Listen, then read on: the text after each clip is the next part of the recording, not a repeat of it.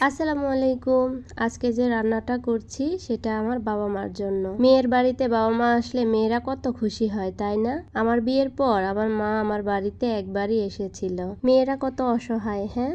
শ্বশুর বাড়িতে স্বামী আর শ্বশুর বাড়ির খুশির জন্য বাবা মার সাথে ঈদ করতেই ভুলে যায়। বছরের পর বছর এভাবেই পার হয়ে যায়। আজকে যে রান্নাগুলো করছি আমার বাবা মার আত্মার শান্তির জন্য কিছু অসহায় মানুষদের খাওয়াবো। আসলে মেয়েদের ছোটবেলায় সুন্দর থাকে। মা বাবা ভাই বোনের সাথে যে ঈদের আনন্দটা সেটা বড় হয়ে বিয়ে হওয়ার পর আর থাকে না। মাংসটা এখানে কষিয়ে নিচ্ছিলাম।